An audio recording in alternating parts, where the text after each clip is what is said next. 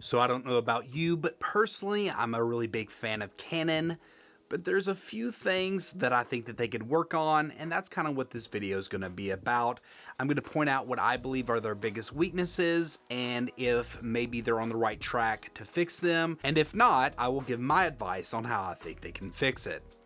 Like Canon even cares and watches these videos. So the first and arguably biggest weakness I believe Canon has is their lack of lenses, or more specifically, a lack of affordable lenses. Now personally, I believe that the RF mount has some of the best lenses available on the market today, so they definitely have the high-end market covered, but when it comes to more affordable options, well, they really are lacking. Now when it comes to prime lenses, they have been filling in the gaps, but there's definitely still a lack of really high quality 2.8 zooms, and pretty much all the zooms that they have on the market are right around $2,000, which to me is unacceptable, especially when you have really affordable cameras like the Canon EOS RP that are targeting a more budget-friendly market. Now, the way that I would remedy this, and I really don't think that Canon is going to do it, but I really wish that they would. I hope that they would open up their lens mount, making the mount easier to develop for and more appealing to third-party manufacturers.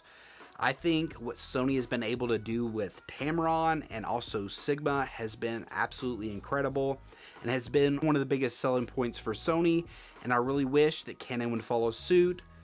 Fingers crossed, but probably not. Moving on, another big weakness that I see Canon having is in their dynamic range. Now, I'm not gonna say that every Canon camera has bad dynamic range, because you do have some cameras like the C70, which has the dual gain sensor, which allows for pretty excellent dynamic range. That being said, on their more lower end cameras and their photography centric cameras that a lot of people use as hybrids are kind of lacking in the dynamic range department.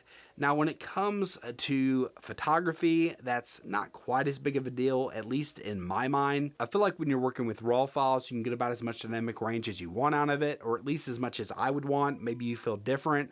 But especially when it comes to video, I feel that dynamic range is really about as important as resolution in a lot of ways. I feel like a lot of cinema cameras have great dynamic range, so even if it's subconscious, a lot of people come to expect high quality video to have great dynamic range, and if it doesn't, well, it kind of feels more on the cheap side. So I really wish that they could get a hold of that. I know that Sony has great dynamic range with their sensors.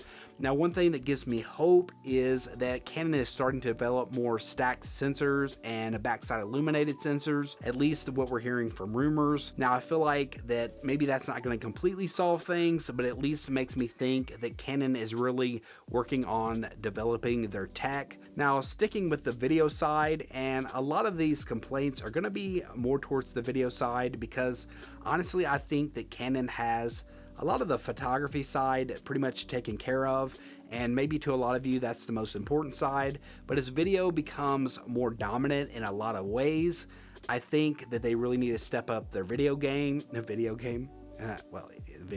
Anyways, one thing that I think has been holding them back is having record limits in their cameras. Now, I'm wondering if that's something that they're moving away from, because the Canon EOS R3 as well as the Canon R5C both got rid of the record limits. That being said, those are very expensive cameras and very high-end cameras.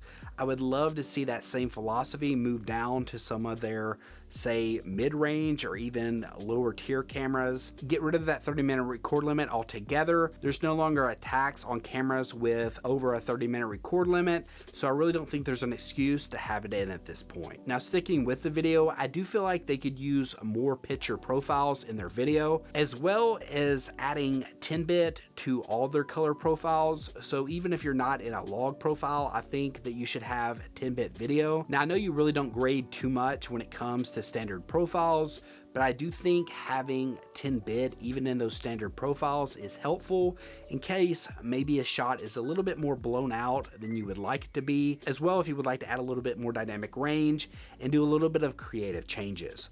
Now, one of the great things about Canon is their great color science, and I feel like having some of their standard profiles would be great enough for a lot of people, but I do wish they would add some 10-bit to that. Maybe add C-Log 2 as well as some other popular cine profiles. I think that doing so would go a long way to make their video offering seem more professional. But those are just some of the weaknesses that I see and how I think that they can fix them. Drop in the comment section below and let me know, do you agree with me? Do you completely disagree with me? Would you add a few extra weaknesses of your own? Let me know all that in the comments below. If you like this video, be sure to give it a thumbs up and consider subscribing. And until next time, peace.